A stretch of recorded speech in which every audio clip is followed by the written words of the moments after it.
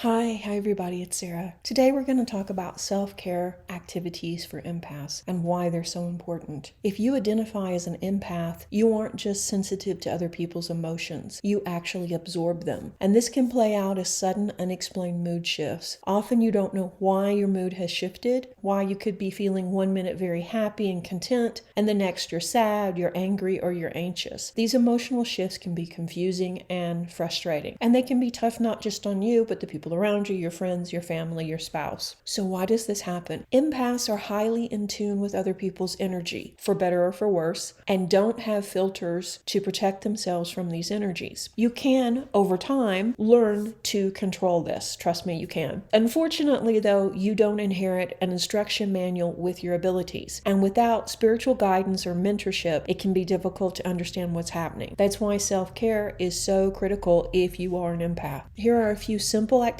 that I incorporate in my practice and I also share with my clients. It's really important to take time to breathe and be mindful. One of the best things you can do for yourself as an empath is to stop, take a deep breath, and get into a mindful state. Now, the more you practice this technique of becoming mindful and becoming totally present in the moment, the more effortless it becomes. In the beginning, it may be a challenge, but over time, like I say, soon you'll be able to shift into that state almost instantly. When you're easily influenced by the energy around you, sense loud noises, talkative people, or loud people can just be too much. Popular dramatic television programs, graphic songs, and the news can be overwhelming. Listening nonstop to talk radio, or constantly scrolling through Facebook, reading comments, and engaging with other people on topics like religion, politics, etc. can be too much. Visiting friends in the hospital or a care center may also overload your senses. So what do? You become more mindful and you limit your exposure until you learn more about shielding and protecting your energy. I would also advise that you spend less time on social media. Unfortunately, social media can be complex. Just as some television dramas seem very interesting in the beginning and maybe everyone's talking about them and you want to check them out, but they can profoundly affect and impact your mood. And maybe you've already noticed this. After watching television or maybe binge watching current hits on Netflix, you find yourself feeling kind of anxious or maybe even depressed. And the same is true for social media. All the drama, all the bickering, all the negative comments are just about everything related to social media can be toxic for your mindset. Constantly being available for people to call or text you, being bombarded by images, and also being drawn into other people's conflict just by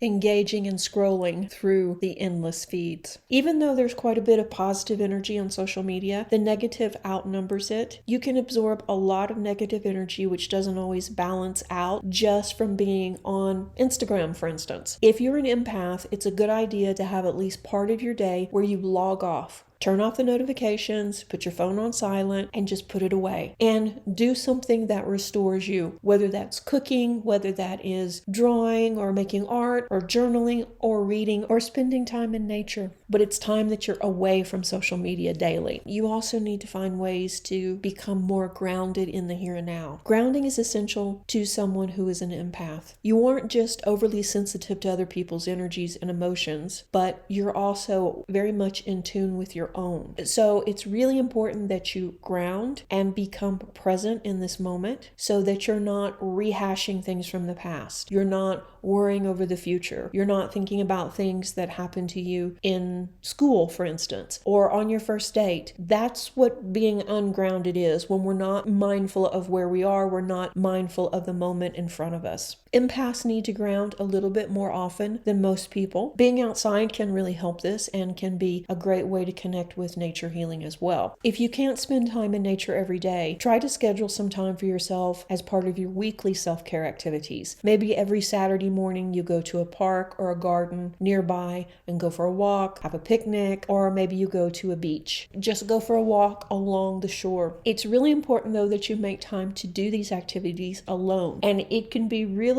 frustrating because you don't have a lot of time, so you could turn this into a family adventure. It seems logical, but it's not healthy. It's good to spend time with your family, but as an empath, you need that time alone to decompress. What you could do maybe is arrange for your family to meet you later and then have a picnic, but have some time alone first or after. after everyone goes home. All empaths benefit from the healing powers of Mother Nature, and it's really important to make time for this type of healing, even if it's just sitting outside in your patio, having a cup of tea, maybe reading, maybe just watching the birds. That can be so restorative for you. And the next tip, I think, is one of the most powerful. Identify and set boundaries with toxic energies. When it comes to negative energy in your life, you will need to set some strict boundaries, but you first need to identify the toxic people around you and plan how to handle them. Having boundaries in place before you deal with toxic people will make the situation more manageable and help you to limit exposure as well. Even good friends can inadvertently be affecting your energy. Maybe there's a particular person who isn't toxic, but is a bit of a gossip and can't wait to spill the drama and tell you everything that's happened in your workplace or with your friends or on television, and it's just too much. This drama and negativity can take a toll on an empath. You don't have to ignore these people completely, but either spend less time with them or set boundaries about what you can talk about and when you talk and the length of time. That also may be necessary.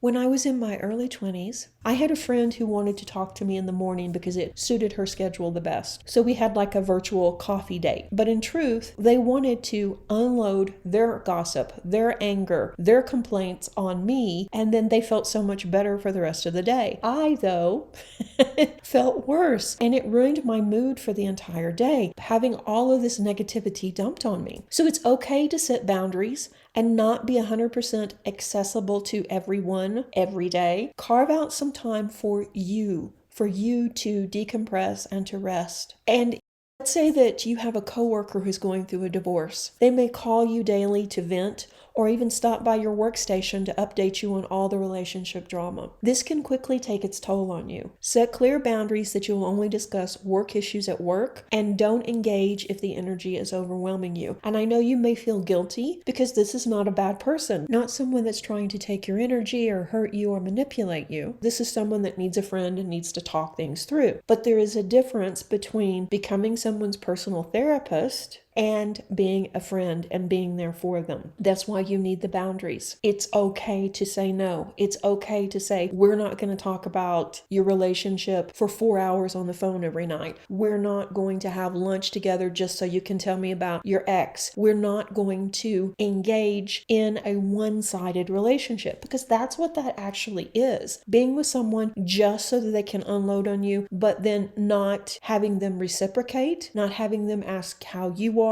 or think about your feelings. That's a one-sided relationship, and that's when things get really toxic quickly.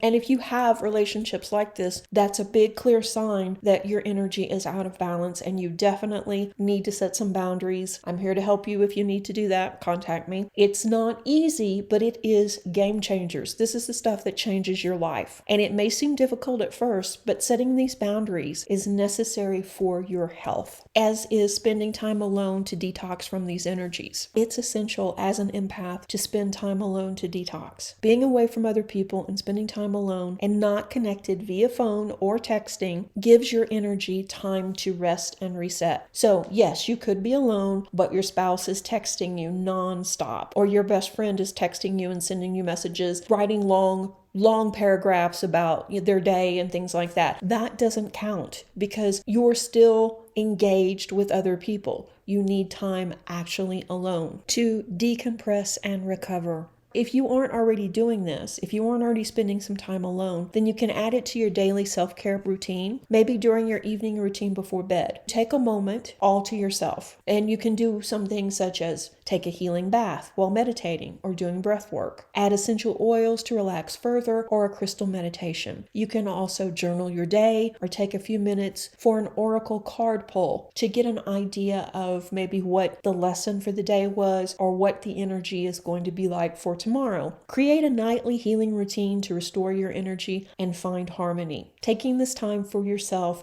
will dramatically help your life and your outlook. Make taking care of yourself a priority, because honestly, you can't pour from an empty cup. If you're not taking care of yourself, you can't help anyone. All you're doing is treading water, or worse, and eventually it will start to affect your health. But if you do make yourself a priority and you do start taking better care of yourself, you'll be able to give so much more to the world. And soon you will see that being an empath is a superpower. I'll speak to you soon. Reiki blessings. Bye-bye.